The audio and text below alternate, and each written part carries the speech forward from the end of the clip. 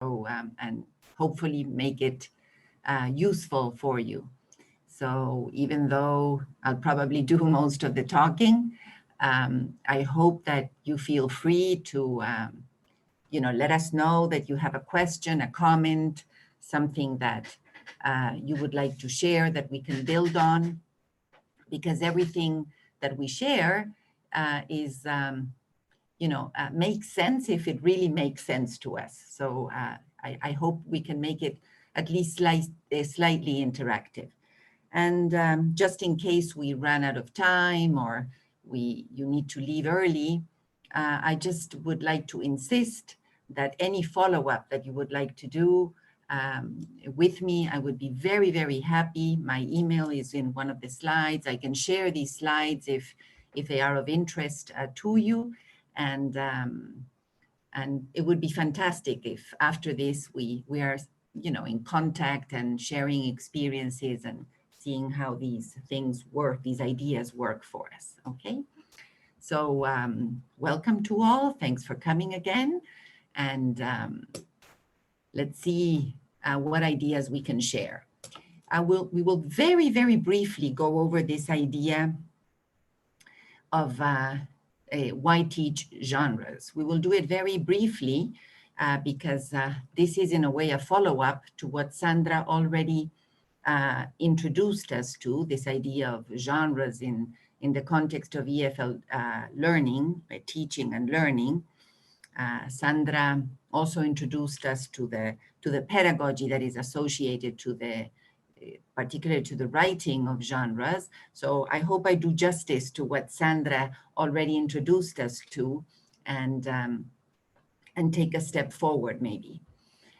We will briefly go over what genres maybe to teach, in what sequence, and then we will try to spend some time talking about this idea of teaching genres. How do we actually do it in the typical context in which we teach EFL in Argentina, in private, in public education, in the different levels of instruction. This is more or less the plan. So why teach genres? Well, to begin with, to answer this question, maybe we'll establish a common ground. What do we mean when we say genre? What is a genre? At least in the conception we have of it as we go through this talk. We're going to use James Martin's definition that is a very simple, straightforward, and I think good as a working definition of genre, as a staged, goal-oriented, purposeful activity which we engage in as speakers of a language and members of a culture. Well, I paraphrased it a little bit. So key ideas here are, it is an activity, yes, that makes sense to us as members of a culture. It has a purpose, language is used, and for that purpose to be fulfilled, we go through stages, okay? So this, I hope this idea is clear. I think it's simple enough. And we could say, well, how is it that teaching genres or texts and teaching a language or teaching a foreign language relate? And I think that a very useful way of seeing it is that learning a second or a foreign language can be conceived as helping our student to appropriate themselves gradually with the way that people who speak that foreign language operate in the culture. What do they say as they live their lives? What authentic social activities do they participate in? And these are genres. So learning another language, it would imply learning how to effectively participate in those social activities or genres in which people take part as members of a culture. So in this sense, teaching and learning a foreign language is much more than coming to really know its grammar or its vocabulary.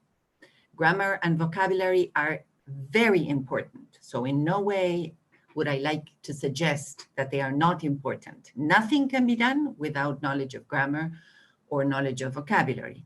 What we're saying is that we're changing our focus a little bit, and we're coming to think of grammar and vocabulary as resources that will enable our students to do concrete, authentic things with the language.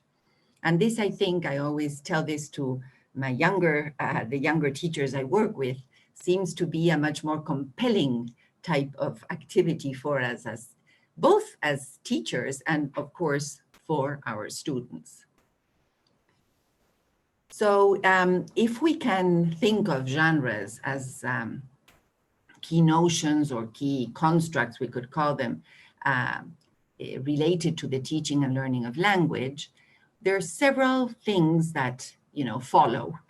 One of them is that we will probably, as professionals of the language, know genres. We probably know how to write a good letter of application. We know how to write an article. We know how to write an academic essay.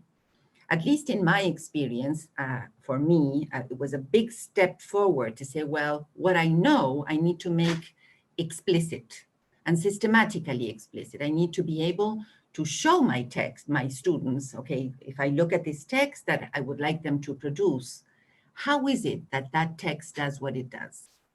So how can I explain that? So I need to know more about the genre so I can make it explicit. And this has a lot to do with very modern pedagogies. I'm sure you have heard this idea of the visible curriculum. All right, so what happens inside a text is not something that the teacher dominates, that the teacher knows. It's something that the teacher knows and can clearly transmit to students, so students understand, well, how is it that this happens in a text? How is it that a text fulfills its function? So we need to know more about genres. And we also need to be able to choose the genres that we would like our students to learn. Sometimes we have, more freedom to choose, others less freedom to choose, but we always have some space in which we can, do things that we believe in. We also need an effective pedagogy to teach genres, okay? Genres always, remember, we're talking about oral genres or written genres alike. Here, Sandra, a couple of weeks ago, already gave us a very good introduction to what we call for short the TLC, that is the teaching learning cycle. That is a cycle that moves through stages, yes, from very careful scaffolding, very careful guidance towards further and further independence and autonomy when students can already work on their own. So what we're inviting you to consider is the idea of teaching English through texts, teaching English in texts, and not just teaching texts as useful contexts for the teaching of grammar and vocabulary. And that's a huge difference. So we can work a lot with texts, but still be using texts as useful context for the teaching of grammar and the teaching of language, the teaching of vocabulary, for example. That is not really the same as considering that genre is a teaching and learning object in itself. Okay, as teachers of English, I think, at least I was formed with this idea that my teaching objects were, I don't know, the simple past or conditionals or passive voice or link. Those were my teaching objects. And sometimes it's harder to see, well, the object, what I want my students to learn is how to write an anecdote or how to share an anecdote orally. If that is the case, what are the language resources that I need my students to use comfortably, effectively, for them to be able to, tell an anecdote or write an anecdote or whatever, okay? And one more implication that follows from this proposal is that if we want our students to operate effectively in a social context in which genres are, operate, in which genres are negotiated, we need to incorporate the notion of context. this is something we have done for many, many years, all right? I was taught already when I went to college that, you have to teach in context. The exercise has to be contextualized. But I think we have advanced and we now know a little better what exactly does it mean to teach incorporating context. What about context do we incorporate? What are the dimensions or the variables of context that affect the language choices that we make? I'm asking kind of big questions, and really we could have a meeting to discuss each one of these, all right? This is just a panoramic revision. And of course, if you're interested, and I'm insisting on this, on some of these ideas that I'm sharing in particular, just write to me and I'll try to, I don't know, share material that we might have developed or share readings that you might be interested in, because all these ideas open up a lot. Okay. All right. So, most of you probably know that the theoretical underpinnings of all these ideas comes from systemic functional linguistics, as was foundationally theorized by Michael Halliday. And, the three key ideas is that run through all the idea, what I'm discussing today is that language is functional. Okay, we use language to make meanings. That's the main function. It's contextual. It's absolutely dependent on the context. The context will determine the language choices we make. And language learning occurs most effectively when we teach it explicitly. Okay. Some slides, there was this idea of teaching and learning.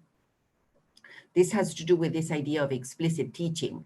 The pedagogy that Sandra reviewed, TLC, has this conception of a teacher as actually teaching. It's a teacher not accompanying a natural process that is taking place. It's a teacher who is intervening and trying to make our students understand explicitly things about the language and learn in, as we all know, their ZPD, right? Their zone of proximal development. So the role of the teacher is a very important one that will in turn empower students. So we can think of culture, and I find this is another way of kind of saying what we've been saying so far. James Martin refers to culture from a linguistic perspective, and he says we could think of culture as a constellation of genres. We could think of the culture that we live in as lots of different genres that we participate in actively, that we're exposed to, that we are familiar with. And so all the genres. So we can think of what constellation of genres would we like our students to learn, to be able to negotiate effectively when they are in this culture. Then we have also in the area of context, what are the concrete situational variables in which certain genres become more concrete? So if a genre, for example, is an anecdote, well, in what more concrete situation is the anecdote negotiated? Is it in a person-to-person type of situation, or is it over the phone, or is it in writing? Is it told to somebody that you know very well? What is the subject matter? Are you talking about, I don't know, an anecdote on fishing or an anecdote on something that happened to you over holiday? So what are the concrete variables? Those concrete variables, yes, and the genre, of course, will determine the meanings we need to make. Yes, what meanings do we need to make? And those meanings, abstract meanings, resources, okay? So I have the impression that a lot of EFL takes place at the bottom right corner, concrete language resources. Of course, we're concerned about meanings, and of course we contextualize our activities, but the main focus is on the language resources. And this, of course, makes a lot of sense because there's a lot of pressure, there are a lot of students, and by the time our students kind of use the simple past more or less effectively, we say, well, okay, that's all I can do for now. But what I'm inviting you to do, particularly when we can, and is just, change the gaze a little bit, move to the left, move towards genres, because it's not such a complex change. It's just a change in gaze. It's not doing what you were doing, but just enriching it a little bit.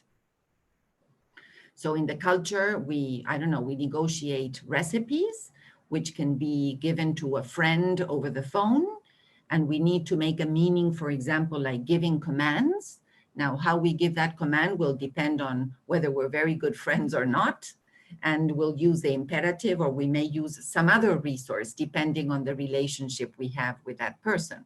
So I'm just trying to show you the strong connection, why we say that context is so important, and why we want to bring in genre and context of situation into our classroom.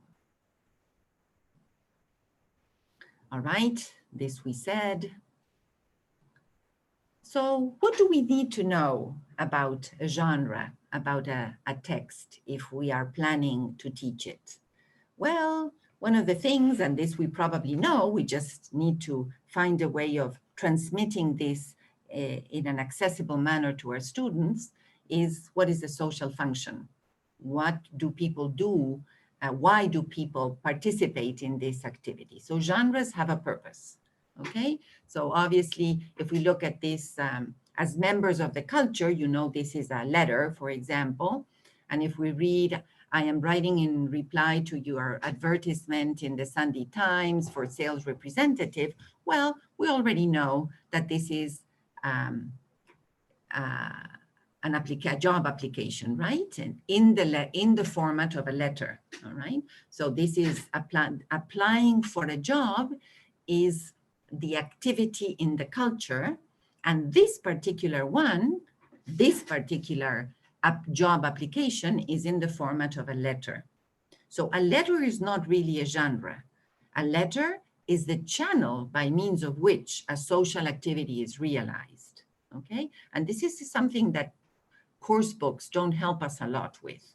They ask our students to write a letter, but so many things can happen in a letter, or so many things can happen through a telephone conversation or an email.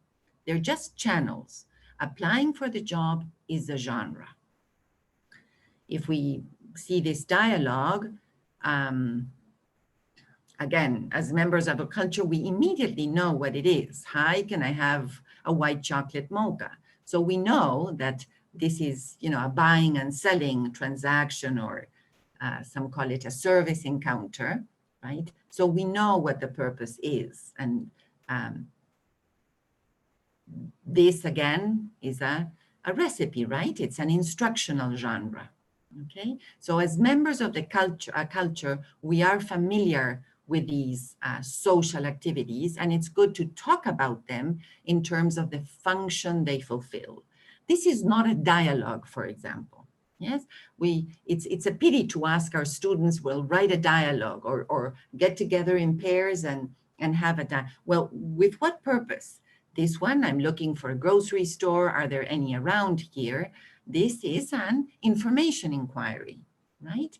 In this particular context of situation, it's face-to-face, very interactive, with immediate feedback, okay? Information inquiries could be done through an email, WhatsApp, I don't know, in a website platform. So these are just examples, okay, of genres. So what is the social purpose fulfilled? And a second step to make visible what happens inside the text is for us to have a look at the stages that the text goes through to fulfill this function. So if we look at this letter, remember, this is not the genre really, but as soon as we read it, we know what it is. I am writing this letter to complain in the strongest term about the poor service that I have received from your company. We signed up to your telephone and internet service package 2 months ago because your advertising suggests that you are better than telco. In addition, you promised blah, blah, blah. However, in the first month of service, you managed to cause me to lose 2 days worth of business, and so on and so forth. So as members of the culture, we know that this is filing a complaint. This particular complaint is filed through a letter. Yes, okay. And I'm sure that if you read it and we spent a little more time talking about this, you would be able to identify the different moments in which this letter is doing different things locally to fulfill the global function of the text. So we could use labels, and we try to make these labels as functional as possible, functionally transparent as possible. I remember, many years ago, I would say, well, this letter has an introduction and it has a body and it has a conclusion. And this, of course, was not very helpful for students. What does an introduction do? And to say that an introduction introduces is not very helpful, or that a body, I don't know, does a body, or does the development develop? But what exactly?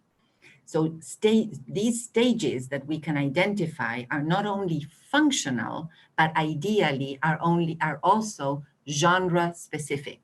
That is, they specify the function fulfilled in this particular genre. So we have a salutation, an opening statement, the initial agreement, the description of the problem, the evaluation of the problem, the request that is formulated, etc. Working with teachers along the years, we have found that these labels are sometimes a little obscure, or sometimes we have to force nominalizations that are not very transparent. So sometimes asking questions is good. So we ask a question whose answer is the content in a particular stage. How will you greet? Why are you writing?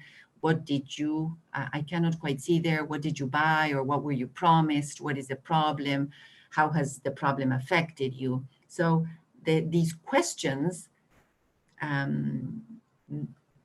shed light on, I would say, illuminate what happens, what is happening in there. And of course, if we look at samples with our students and come up with these questions, hopefully together, and then students have these questions when they are going to write, yes, this is something that Sandra discussed a couple of weeks ago, the guide that they should have when we initially analyze the text together, then when we write together, and then of course when students write independently. Okay. Here again, very, very simple genre. Okay, so we have our stages, okay? And these can always become questions. So identifying the stages and trying to make the questions or these labels functional and as genre specific as we can, avoiding these formal, more formally oriented labels like it introduces, it concludes. It doesn't say very much really about what happens inside the text. All right. We have developed some guidelines. This, just working with genres, analyzing them and trying to come up with what the stages are, it could be a whole workshop. And we have come up with guidelines that we have tried to make as simple as possible for teachers. So if you're interested, I would be happy to share them with you. I just included these slides to remind myself. What genres to teach? This is another question. So as we said before, sometimes, we don't have much space to decide ourselves. But if we do, if we coordinate a school, we coordinate an institute, we design our own courses, or we have a textbook, but within, the 6 units we need to cover, we have some space, it's good to have like informed criteria to make the decisions. One of the ways we have found that is most friendly to think about what genres do we want our students to be exposed to, both for comprehension, for understanding, and for production, is to consider what are the contexts that would be relevant for our students in terms of their literacy development. And contexts that typically, relate or relate to specific types of genres in a way are family and friends. Okay, there are some genres that are typically negotiated in that context. Schooling, okay, then public and civic life, public, civic, institutional life, professional life, academic, scientific life. So what happens is that if we think of, well, what genres, for example, do we share with family and friends? Well, maybe recounts. We share at the end of the day what we have done. We describe, we explain how to do things. We share anecdotes. We inform. Yes, these are typical things we do in the context. And actually in primary schooling, these are kind of carried into primary schooling. We keep doing them. We work a lot with description, with narration, with recount, with explanation, very simple explanations, with instructional genres, like how to do this or that in very simple terms. And these genres are very, very important. And they're very important for two reasons, mainly two reasons. One of the reasons is that these very basic genres are, we could say, like the building blocks upon which or with which we are going to build other more complex genres. All right, when we move into more professional, institutional, academic genres, they are typically, we teach macro genres that include these smaller building blocks like descriptions, recounts, explanations. So they are very important because we will continue to use them more and more, even in very high level of instructions. That's one reason. Another reason is that when we are working with our small children and we're teaching genres, we're teaching them, for example, I don't know, let's describe your pet, or let's describe your favorite place in the house. And we move them, for example, from description to report. Instead of describing your dog, you describe, I don't know, you report on mammals.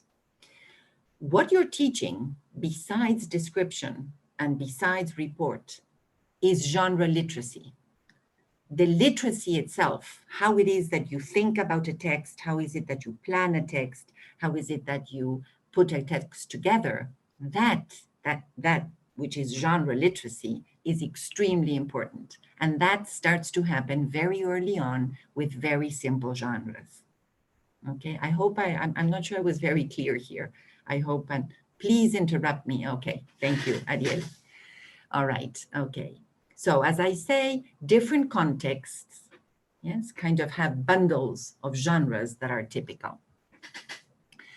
There is a set of criteria, and this set of criteria is not that complex, just that it would be, we could spend a whole workshop talking about it, but it's very, very useful.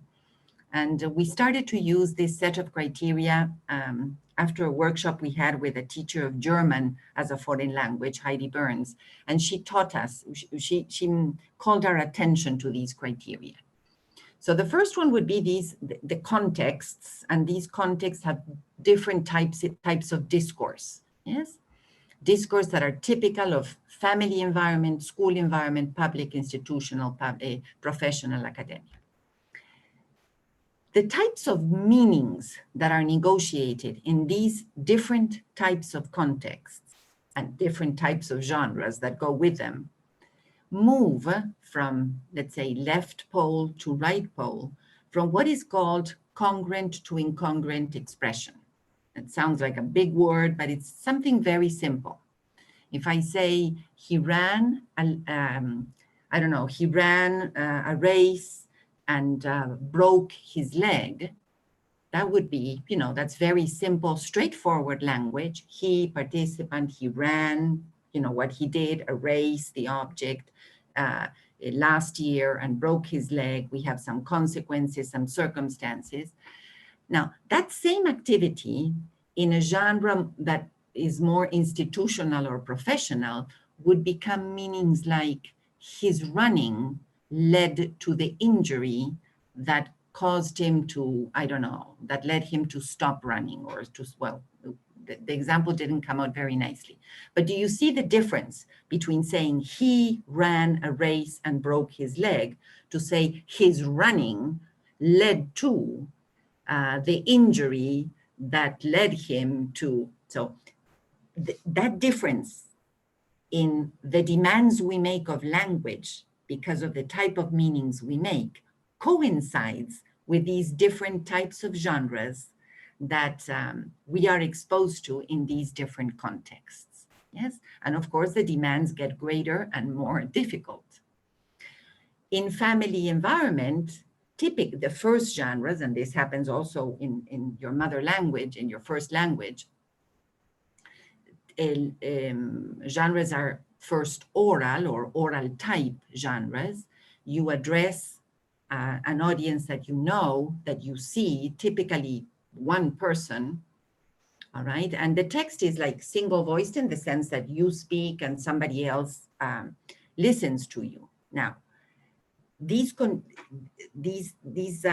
characteristics change as we move along. These continua, the orality continua, the situational context continuum, the dialogic continuum, and they become more written-like.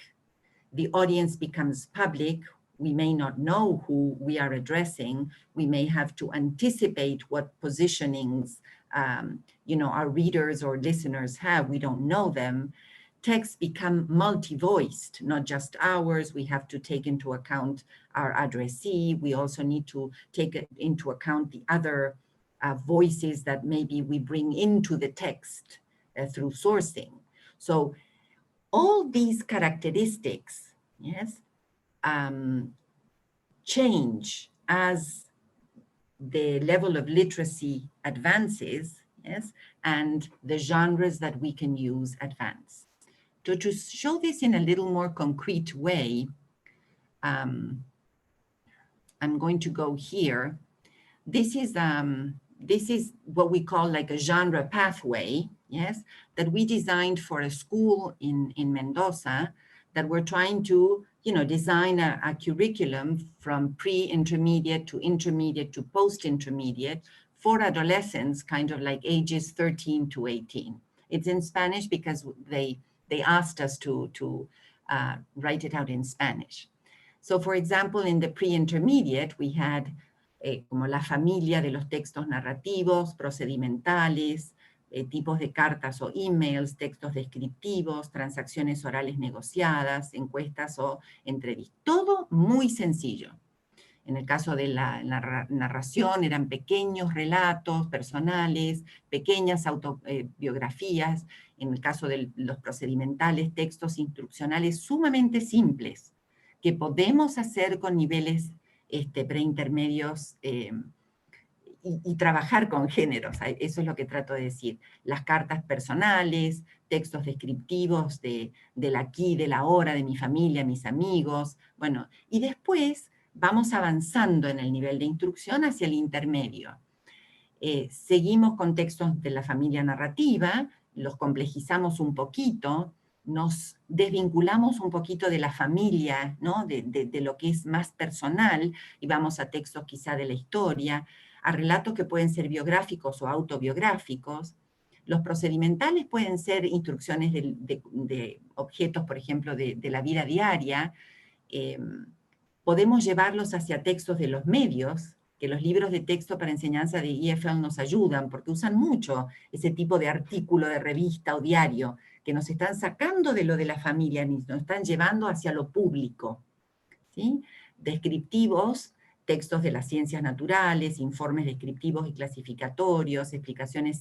Ven cómo nos hemos alejado de lo de la familia y estamos ya claramente en lo que sería la escolaridad, ¿sí? Textos de la escuela.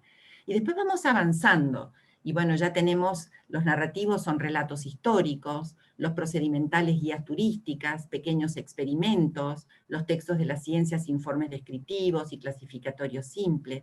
No sé si van viendo la progresión, ¿sí?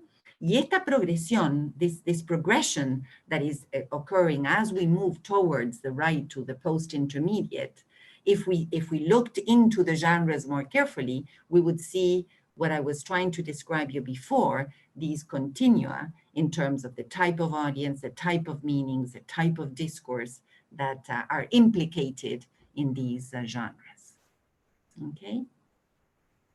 I hope this reflects a little bit the wealth and the wealth of genres that we can expose our students to so that this happens.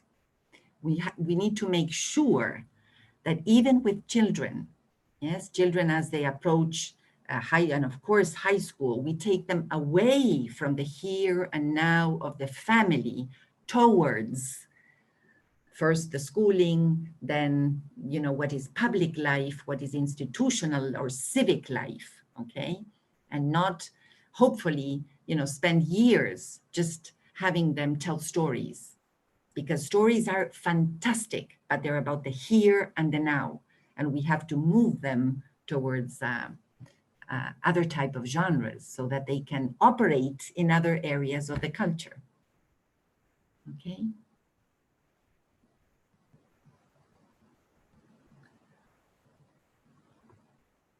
This is another example of a learner pathway. This is proposed by Martin and Rose from the genres of history.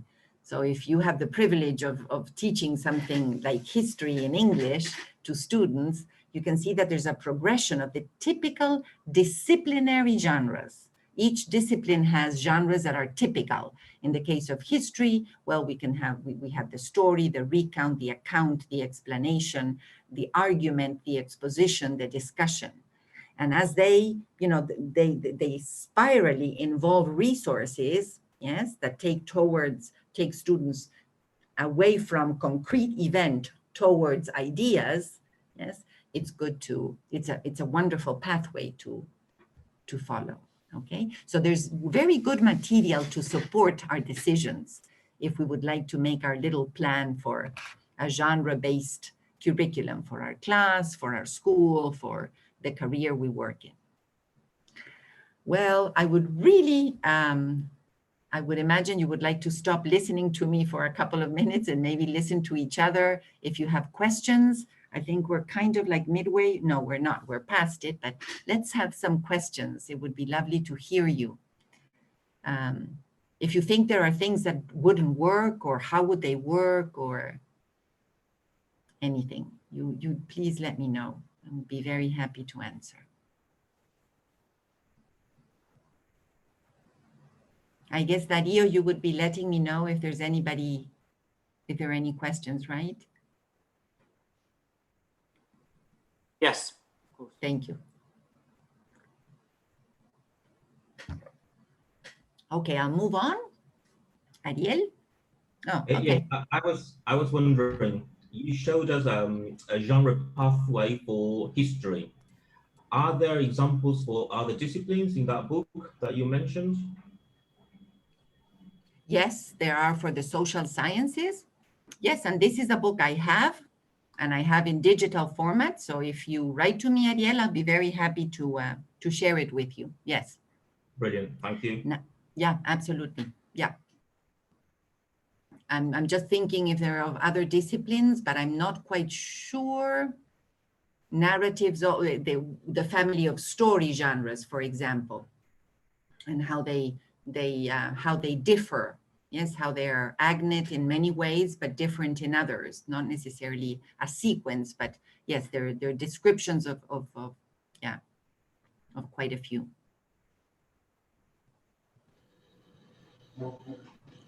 Gisela? Cristina, in the chat, there is a comment in the chat. Sylvia has made it, and she says, I find it hard to imagine how we can teach genre explicitly to young children. What can you say about that? Okay. All right, so suppose it would take me some minutes to, we work a lot with children's stories, children's narratives. Actually, we're working with multimodal stories for children. So we work both with the verbal and the visual with children a lot. And through questions, always through questions, okay, we ask questions that actually make explicit what is happening in terms of the different moments in a text, yes? So if, and I'm sure you do this as you teach your children, for example, a story. If you say, well, and who are they and where did they live and what do they do and what are they, let's look at this image where we see, you know, that typical usuality that you have, that initial orientation. And you ask these questions and you, of course, you won't say a narrative starts with an orientation, but you will be calling your students' attention to this. There's a beautiful expression that a linguist called Hassan uses, that is this even tenor of existence. You know, this is how people lived and something happened. Okay, and what happened? That what happened is a very sophisticated question because that's a disruption of that even tenor of existence that is typical of a narrative. There you're teaching genre. There you're teaching genre literacy. And what happened? Well, that's a disruption. Well, somebody arrived, somebody unexpected, or something unexpected happened. And what happened? And this happened.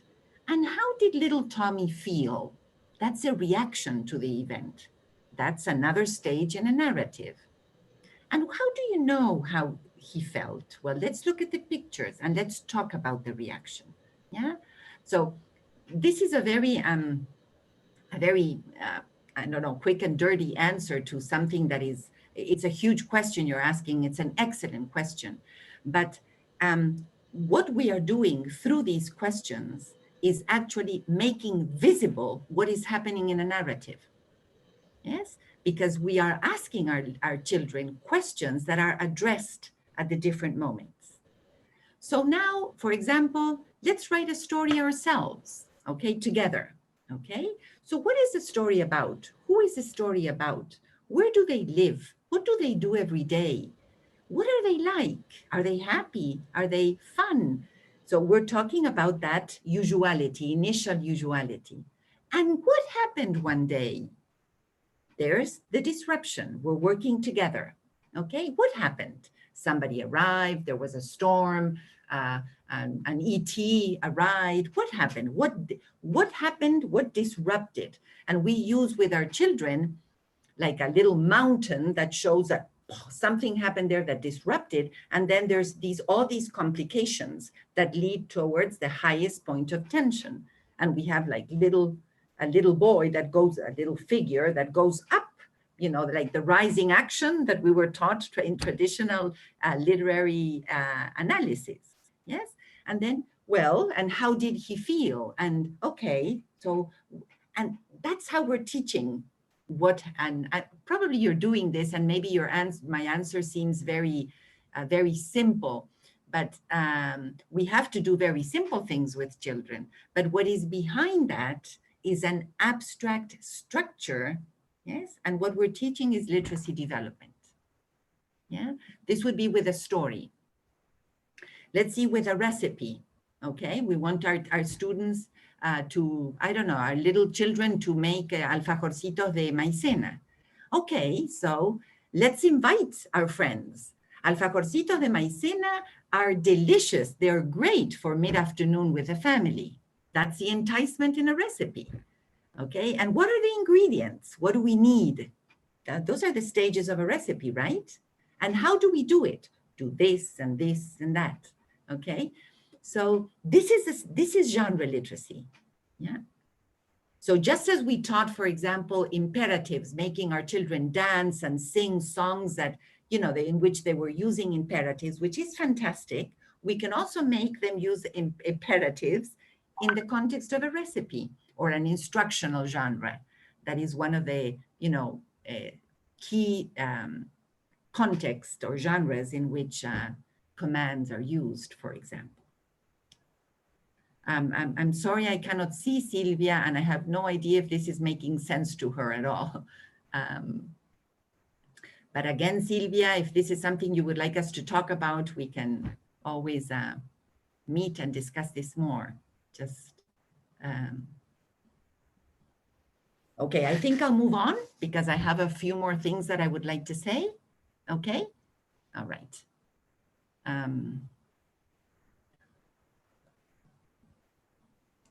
So what I had, what I thought, and we don't have that much time left, but just to give you a taste of when we think about curriculum design, we often think, well, how do we get, we don't have the freedom maybe to plan a whole course in which genres are the organizing principle. We more often than not work with a course book, and this is, you know, I don't expect you to be able to read everything here, but I think we all recognize this as a more or less typical table of contents in a course book, okay? In which we have units, in which we have the units maybe content, or we have different contents, and then we have the vocabulary, the structure, the functions, the reading, the listening, and at the very end of the unit, if we have time and we're not exhausted, maybe the writing. So maybe if we're teaching in high schools or with a lot of students, we may not be able to do maybe more than 4 or 5 units in the whole year. And that may be it. So what would be the challenge? What would be our invitation? Examine the table of content, examine the genres that are actually included, maybe in the writing, maybe in the reading, maybe initially when the unit begins, sometimes the grammar is actually presented initially in a text, and decide with the teachers you work with, or if you do this on your own, what maybe 3, 4 genres you would like your students to learn in the year. So you have your own genre syllabus. So a recount, a description or a report works fantastic in this particular book with the first 5 units. So this is, what's the name of the book? I forget right now. English Plus One. So I would be very happy if my students who are using English Plus One can do a good recount, a good description, and a good report, which would give significance to all the vocabulary and all the structures that they have learned during the year. Maybe one more if we can, but that's all. It's not a huge change. It's just to change our gaze and then maybe try that our evaluation method also reflects this change of gaze. And what we want to see is whether they can maybe in their final oral exam or written exam, describe something effectively, report on, I don't know, reptiles, and recount an experience that they had. Yes. In looking at the whole 8 units for English Plus, there are very good opportunities for descriptions, recounts, narrative, anecdotes, weather reports, instructional genres, and biographies. All of these genres are in these units, but they are not the organizing principle. They are not always key teaching learning objects. They are more often than not the contexts in which the grammar is taught. So what we want to do is just try to foreground them. And we will probably choose, at least in Mendoza, very rarely can we think of a course in which all these genres can be done covered in a year. It's crazy. So we have to choose. But let's choose and have that little syllabus of our own.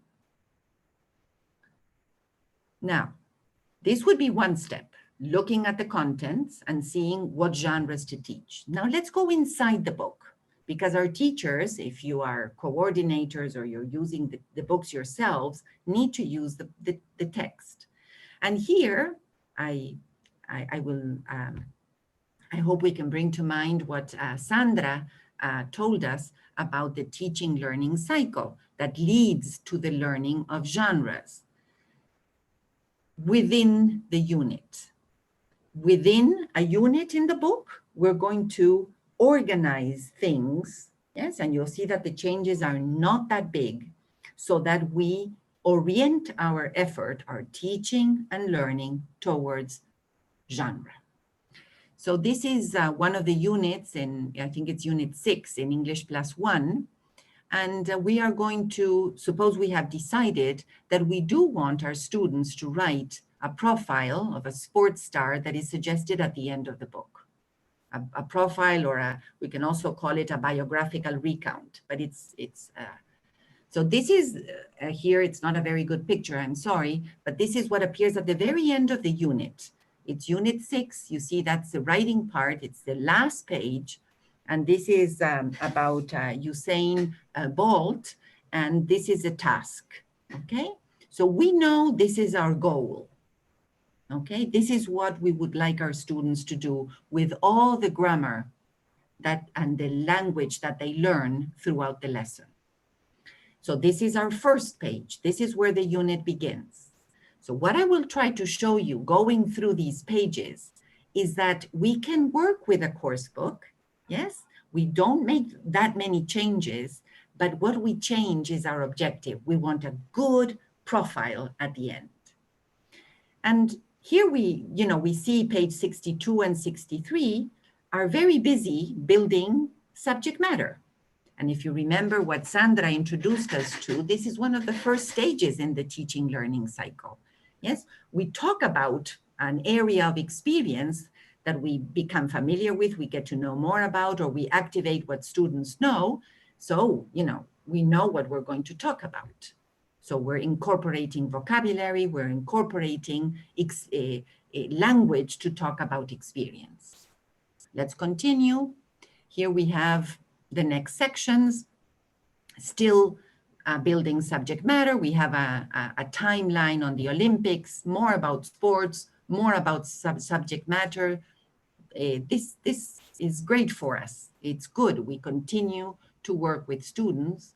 Here in language study, on page 65, there was, there were, was, were. We're working with the language. We work with the language. Interestingly, the book does a very nice work presenting language first at sentence level and moving towards text.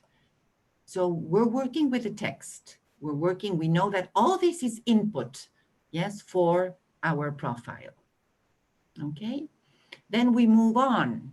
And here we have more, well, first we have more vocabulary, 66, about superstars, right? Then we have the language study, and here comes the core of the unit, that is the simple past for regular and irregular verbs, expressions of time in the past.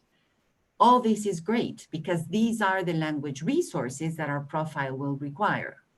And we even have already here on page 67, 2 very tiny texts here you see them at the bottom where it says superstars that are profiles.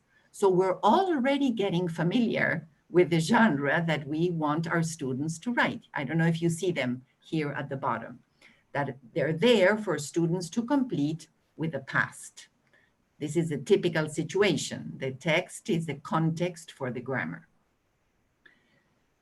Then we have on page 68, well, there's a casual conversation with a lot of simple past because this is the core of the unit.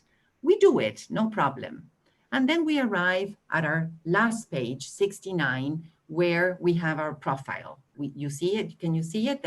The sample text there. Okay, so I'm going to move, I think I have it better here. So this is our writing, which could be also oral. And what I'm talking about is text. We want to teach the text. So here we go back to our teaching learning cycle. And, genre pedagogy suggests that after building subject matter and making sure that students know the language, that the grammar, the vocabulary that they need, they also get to know the text. We cannot ask our students to go write a text that they don't know, they cannot, they don't see in terms of how it does what it does. So this is and this is a pretty nice profile of Usain Bolt. And as we look at it, and I just analyzed it to prepare, and what happens inside those paragraphs? Well, if I wanted to specify it further, I can say that there's basic information about the person, his full name, his date of birth, where he was born, what his profession is. There's a little bit about his early career. Then there's more about his later career. Then there's some reference to great moments in his career. And then there's a final comment on his greatest achievements. So these are kind of like the stages that the text goes through. The course book doesn't give us so much information. Most course books, more and more, are doing this, sometimes better, others not that well, but we can do a little bit of work there, yeah? And I think that if we ask a student to write a profile with this guideline, it's much easier for them, right? We also are aware that in the profile, the language resources that are needed are the time sequencing in the past, time expressions in the past, relative clauses to build meanings, attitudinal language, and an organization of a text that is around, Usain Bolt. He referenced all throughout. And we look at the instructions. How happy are we with these instructions, okay? Is the text identified? Sometimes students are asked in course books to write a text. The genre is not identified here. They ask us to write a profile. Okay, can we talk about this with our students? Why would we write a profile? Where would the profile be published? Is this for a blog, for the school magazine, or for a newspaper? What is it for? They need to know that. Who is going to read my profile? Children my age, kids my age? Who is it for? All this information needs to be made explicit. All this is teaching genre literacy. All these questions I'm asking, okay? The structure is not really described here. What are the stages the text goes through? And if you see, well, it says write your profile using your notes and check that you use the past simple or verb forms, the past time expressions. And I don't know what a student could make of this. Check paragraphs. I don't know what that means. This means nothing to a student unless we help them a little bit.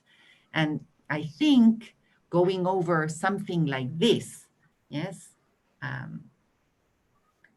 what type of information the text unfolds along is much more informative for the student. Okay. So this is what I have tried to show.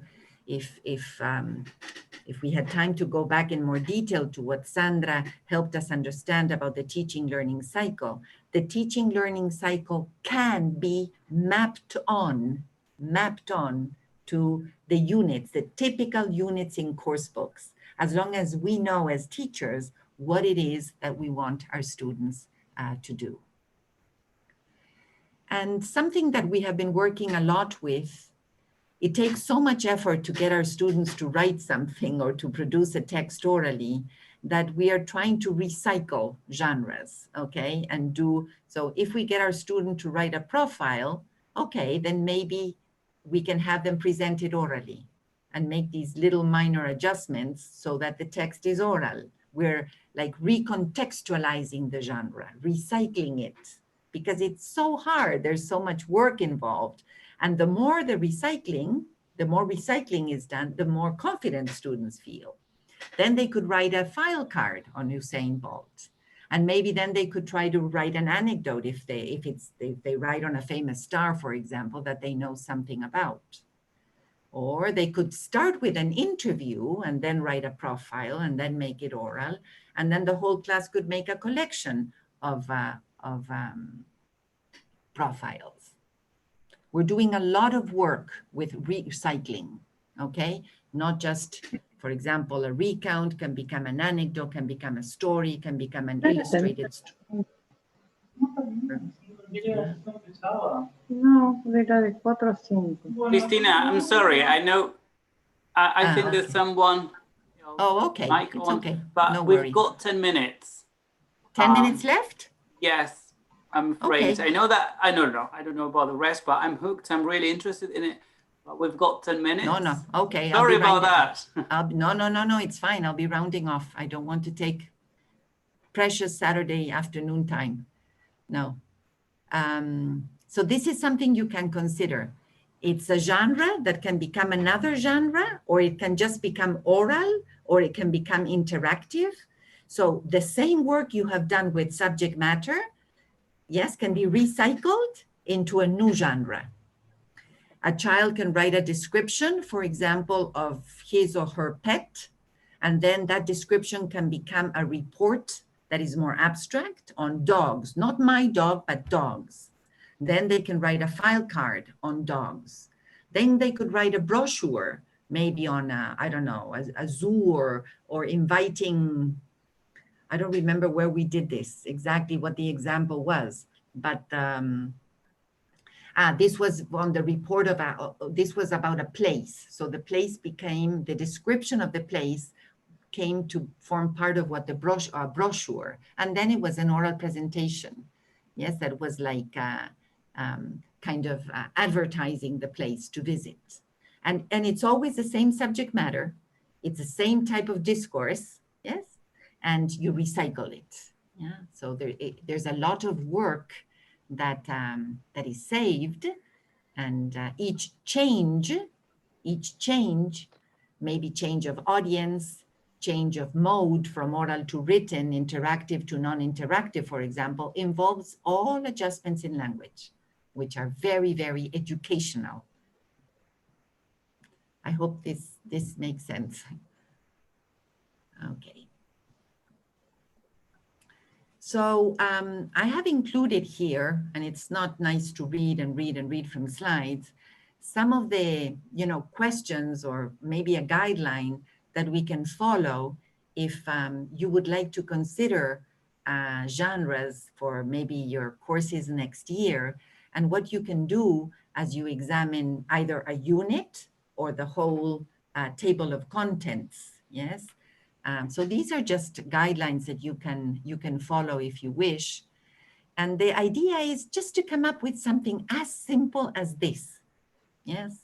So this is the contents in the book, and this is my little syllabus, genre-based syllabus. That's all we need. And it's a huge change. Now, before I go to a very final section that I'll just overview, I would like to show you that in this very, very panoramic revision that we have made, there's a lot of content that can be opened up if you would like to read more about or find out more about. I know, of course, that Dario and Sandra can also help us, but we've been talking about the notion of genre, staging, phasing, types of genre, how to analyze a genre and the lexicogrammar, what genres to teach in what sequence, the teaching learning cycle, the design of activities, which is another very important part of what we can do, a functional contextual grammar of language, teaching genres in higher education, which is a little different, and then multimodal genres that we're also working with in our project, which is fascinating because we have to incorporate the visual as part of the literacy development that we want our students to. So we're working now with narratives for children and have incorporated not yet animation, but images. So if you wanted to plan ahead, yes, here and design your own genre syllabus, I have written out, but there's no point in my reading through this because you can do this on your own if you're interested. Some of the steps, and this is how we work here with our teachers or with schools when they call us to come up with a genre with a genre syllable, how to make this plan. And it's not that hard, I promise. Well, there we go. I wanted to make sure that there was a little bit of time for questions or comments or disagreements or whatever you want to comment on. I see a little hand in Sandra's, next to Sandra, Bettina. I don't know if you would like to ask questions. I'll be happy. We are just clapping, Cristina. You did an awesome job. I thought that was a question. Oh, all right. Okay. Bettina, maybe you have, thank you, Sandra. You have a question, Bettina? Hello. No, I just clapped my hands because I like. Thank you. Thank you. Well, thank you very much. No, you're very welcome. It's a huge pleasure for me. I really like what. Go ahead. I just wanted to emphasize something that maybe we've discussed in our smaller group with Dario and Cristina and myself.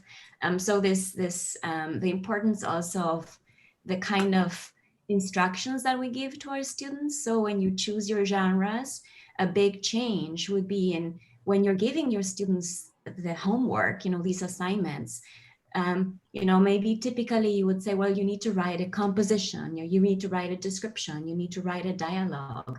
And like this goes back to just saying that doesn't really help them.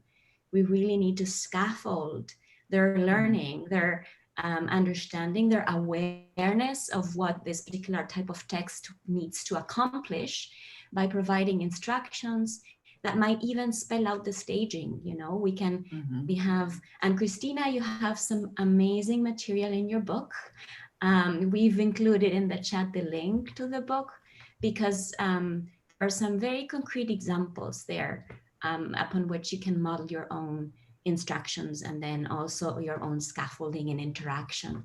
And then the other important point is the feedback that you're giving, both through interaction and then in writing. So you cannot adopt this genre perspective unless you do the full package. But doing the full package is not difficult. It actually just helps you reinforce the whole idea, right? The social purpose of the texts and how those are achieved through particular language choices, through particular structures. And through focusing not just at the sentence level, because typically that's the problem.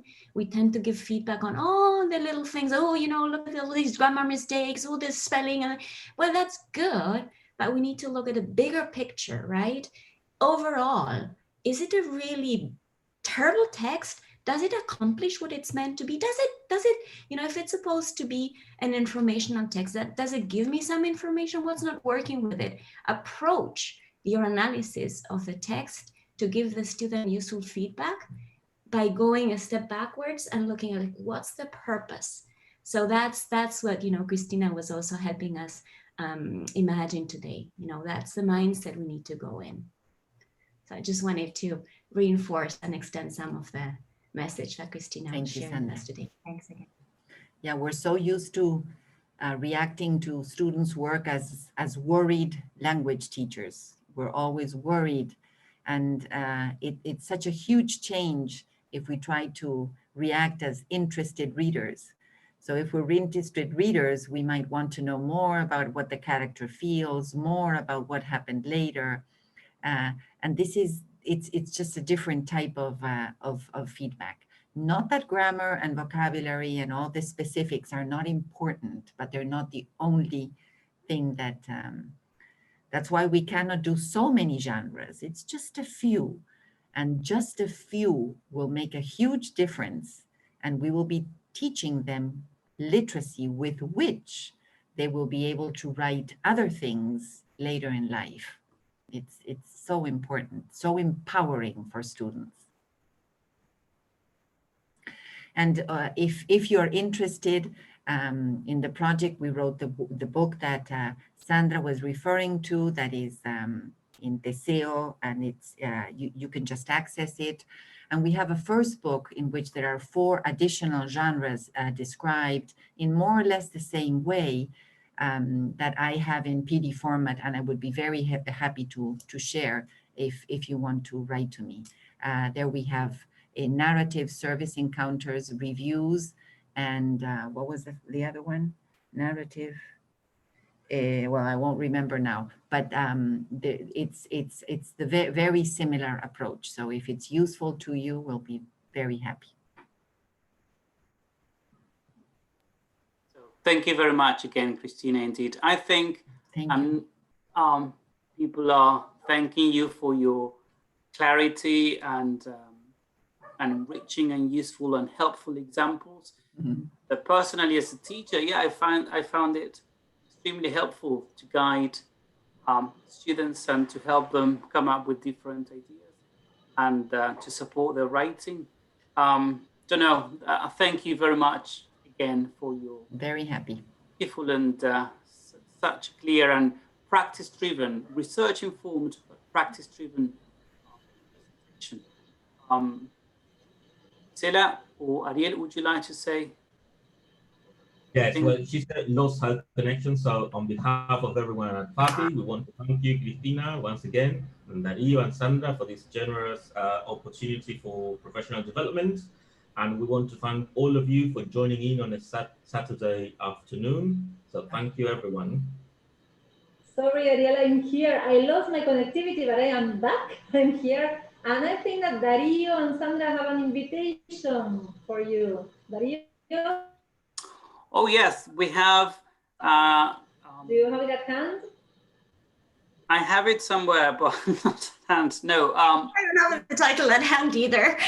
Yeah. So on the 14th of November, Sandra and I will be sharing, we will be leading another webinar, but this time the topic will be teaching English from and for your context, localizing pedagogies. So the focus will be on how we can make the curriculum and our practices more local, as it were. So again, through examples that have been carried out in different parts of the country of Argentina. So that's going to be on the 14th November, a Saturday again from 4 to 5 p.m. Then there will be more information and links shared on social media.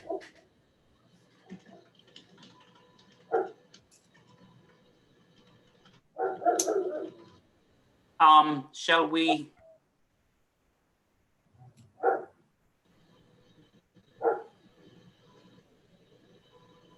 All right, so You're muted, Dario. We cannot hear you. Oh, okay, sorry. So shall we call it a day then? Yeah, let's close with that invitation for the 14th of November. Thank you, everyone. Okay, well, thank you. Thank you, Cristina, again.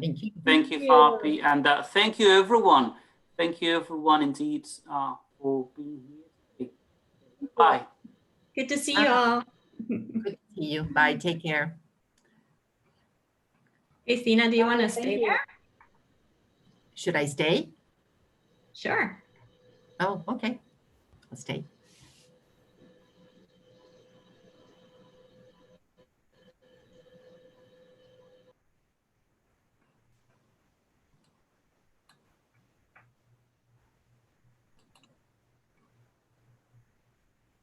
Sorry. I'm trying not to. There we go. Oh, there. Stop the recording, Daniel? Okay, yes, thank you.